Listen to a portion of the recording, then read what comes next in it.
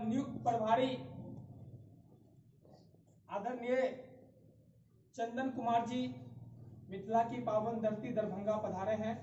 पूरे दरभंगा एनएसयूआई की ओर से हार्दिक हार्दिक अभिनंदन और स्वागत करते हैं। प्रदेश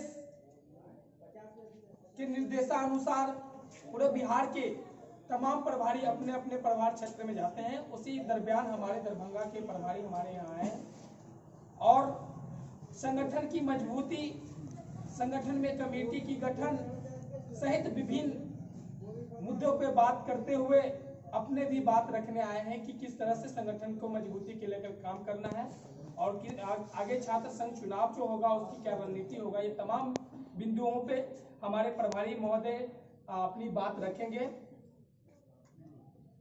तो हम अपने प्रभारी महोदय से उससे पहले हम दरभंगा जिला कांग्रेस कमेटी के सम्मानित अध्यक्ष आदरणीय श्री सीताराम चौधरी जी से आग्रह करेंगे कि अपने शब्दों में जो हमारे आगे आने वाले पीढ़ी हैं, जो हमारे साथी लोग हैं, उनको दिशा दशा निर्देश और गाइडलाइन दे ताकि हम लोग आप लोगों के बातों पे और आप लोगों को दिशा निर्देश पर काम करें और संगठन की मजबूती, पार्टी की मजबूती के लेकर के यथासंभव जितन संभवतः पूरे दरभंगा जिला के कोने कोने में एनएसयूआई की मजबूती के लिए काम कर सके। तो आदरणीय श्री सीताराम चौधरी जी।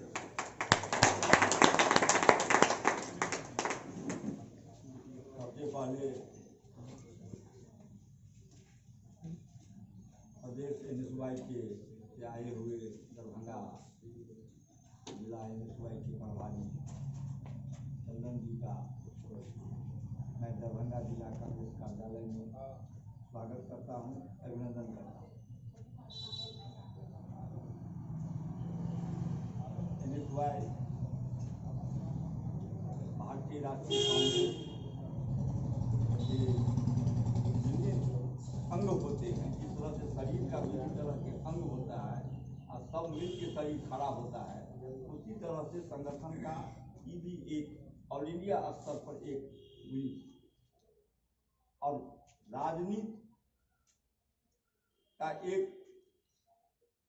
पढ़ाई, जैसे हम लोग पहला दूसरा तीसरा में पढ़ाई करते हैं तब आगे तक जाकर बढ़ते हैं, उसी तरह से राजनीति में भी एक कड़ी है एनएसयूआई से आपको जुड़ने का।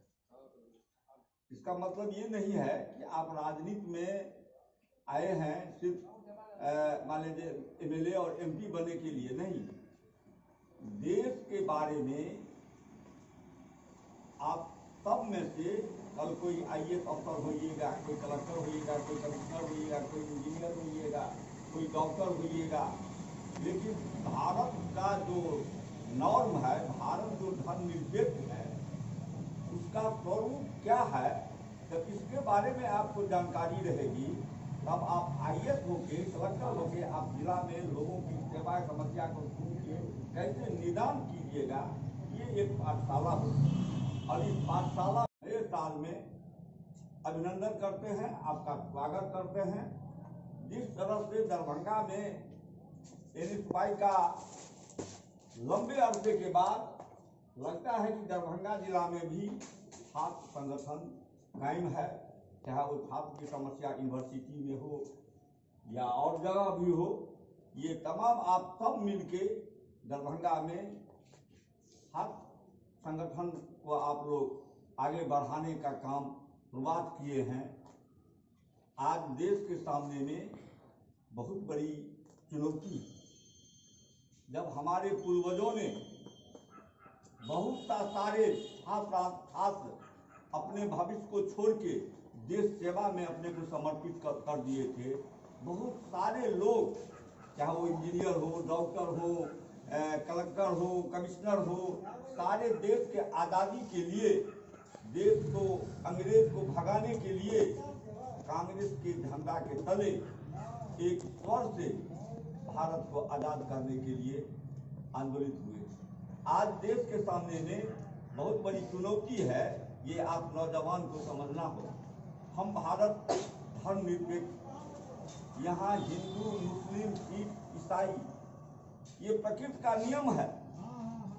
चाहे वो हिंदू हो, मुसलमान हो, सिख हो, ईसाई हो, सबका अपना अलग अलग मजहब है और मजहब के माध्यम से लोगों को सृष्टि के माध्यम से जो दिखाई हुई रास्ता है उस पर हम लोग चल के अपना पूजा पाठ, धर्म, क्रम सब करते हैं। लेकिन सबसे बड़ा एक धर्म है जो आज़ादी के बाद हम लोगों के बीच हमारे पूर्वजों ने एक ग्रंथ बनाया, वो है भारतीय संविधान, जो धर्मनिरपेक्ष। हम अपने आप को भारतीय कहें, इसमें हम गौरवान्वित होते हैं। उस संविधान को समझने की जरूरत है कि हम सबों के साथ मिलके इस देश को आगे कैसे बढ़ा सकते हैं, इस देश को रोजगार नौजवान को कैसे हम उपलब्ध करा सकते हैं, लोगों को भोजन हम कैसे उपलब्ध करा सकते हैं, हम लोगों को स्वास्थ्य की सुरक्षा कैसे कर सकते हैं। ये तमाम मुद्दे ऐसे हैं जो हम छात्र नौजवान को समझना होगा। आज बहुत बात लोग कहते हैं कि गर्व से कहो कि हम हिंदू तो हम हैं, मुसलमान तो हम हैं, सिख तो हम हैं, लेकिन हमारी संस्कृति है, हम भारतीय हैं। हम गर्व से क्यों नहीं कहेंगे हम भारतवासी हैं, हम भारत के नौजवान हैं, हम भारत के छात्र हैं। जब हम भारत के बाता को, संविधान को मानेंगे, तब ये उस संविधान के माध्यम से हमने आज तक हमारे पूर्वजों ने जो संविधान बनाया उसी पर चल के आज देश में, जब आजाद हुई देश, इस देश में एक सुई नहीं बनती है। आज हम चंद्रमा पर हम यान पर लेके जा रहे हैं, आज हमारी वहां पहुंच हुई है। आज हम सभी सेक्टर में हमने आज विकास किया। अगर आज पंडित जवाहरलाल नेहरू आजादी के बाद प्रथम प्रधानमंत्री हुए तो उन्होंने देश में ITI की स्थापना की, जहां करोड़ों करोड़ इंजीनियर पैदा हुए। आज वही इंजीनियर इस देश के नवनिर्माण में अपना योगदान दे रहे हैं। किसानों के लिए भागीरथी नहर बना, कई एम्स बने, कई एयरपोर्ट बंदरगाह बना। ये तमाम देश की बुनियादी जो समस्याएं थी उसको नवनिर्माण में लगाया गया। आज जो वर्तमान परिस्थिति है देश के सामने में, आज भारतीय जनता पार्टी और RSS का एजेंडा लागू हो रहा है। आज लोगों पर जबरदस्ती राष्ट्र निर्माण का भावना पैदा किया जा रहा है। लोगों को जब लिहाज के नाम पर लोगों को पीटा जा रहा है, लोगों को मवेशी के नाम पर लोगों को डंडा पिलट मारा जा रहा है। ये तमाम चीज आप नौजवान को देखना होगा। भारत के प्रति, भारत के नजरिया को, भारत के संविधान को आपको देखना होगा। आप राजनीति में आए हैं।